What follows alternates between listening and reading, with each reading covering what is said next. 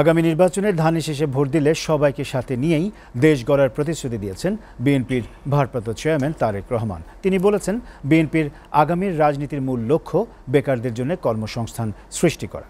আর দলটির মহাসচিব মির্জা ফখরুল ইসলাম আলমগীর বলেছেন, আগামীতে রাষ্ট্র পরিচালনার সম্ভাবনা থাকায় বিএনপিকে ছোট করতে নানা ষড়যন্ত্র চলছে। আন্তর্জাতিক যুব দিবসের আলোচনা সভায় তাঁরা এসব কথা বলেন। আব্দুল আহাদের প্রতিবেদনে দেখুন বিস্তারিত। বাংলাদেশ চীন মৈত্রী সম্মেলন কেন্দ্রে আন্তর্জাতিক যুব দিবস উপলক্ষে যুব সমাবেশের প্রত্যাশা ও বিএনপির পরিকল্পনায় আগামীর বাংলাদেশ শীর্ষক আলোচনা সভার আয়োজন করে যুবদল, স্বেচ্ছাসেবক দল ও ছাত্র দল। আমরা তো জোর করে ক্ষমতায় আসতে চাচ্ছি না। আমরা চাই জনগণ নির্ভয়ে নির্বিঘ্নে একটি স্বচ্ছ নির্বাচনের মাধ্যমে তার ভোট প্রয়োগ করুক। জনগণের ভোটে একটি গণতান্ত্রিক সরকার প্রতিষ্ঠা হোক। আলোচনা সভায় বিএনপি মহাসচিব মির্জা ফখরুল ইসলাম আলমগীর দাবি করেন, তারেক রহমানের দূরদৃষ্টি সম্পন্ন নেতৃত্বের কারণে বিএনপি নির্বাচন এগিয়ে আনতে সক্ষম হয়েছে।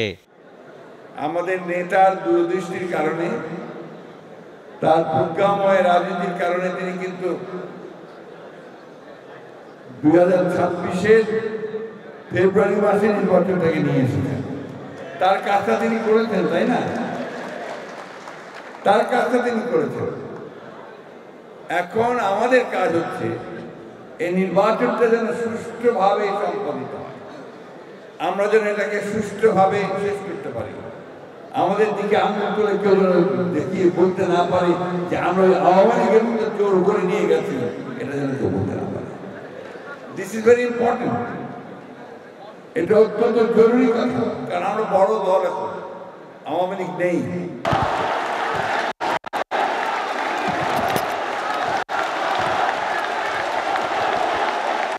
ভার্চুয়ালি যুক্ত হয়ে বিএনপির ভারপ্রাপ্ত চেয়ারম্যান তারেক রহমান আগামী নির্বাচনে ধানের শীষে ভোট দিয়ে সবাইকে সাথে নিয়ে দেশ গড়ার সুযোগ চান।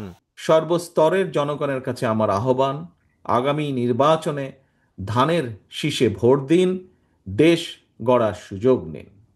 ভোট দিলে ধানের শীষে দেশ গড়ব মিলেমিশে। তিনি জানান, গতানুগতিক ও স্লোগান নির্ভর রাজনীতির পরিবর্তন চায় দেশের মানুষ। প্রচলিত যে স্লোগান নির্ভর রাজনীতি, এটার দিন কিন্তু এখন ফুরিয়ে এসেছে এটার দিন। জনগণ কিন্তু এখন প্রচলিত রাজনীতির একটি পরিবর্তন চাইছে। জনগণের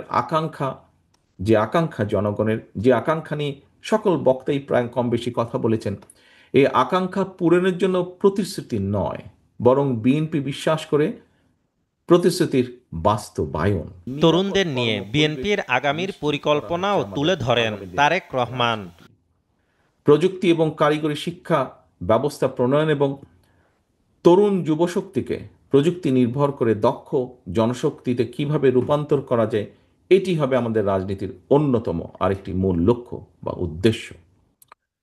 প্রিয় তরুণ প্রজন্মের ভাই বোনেরা, প্রতিশোধ প্রতিহিংসা এড়িয়ে সাহস এবং সততার সঙ্গে এগিয়ে গেলে আমি বিশ্বাস করি বাংলাদেশের সামনে সমৃদ্ধির সম্ভাবনা সকল দ্বার উন্মুক্ত।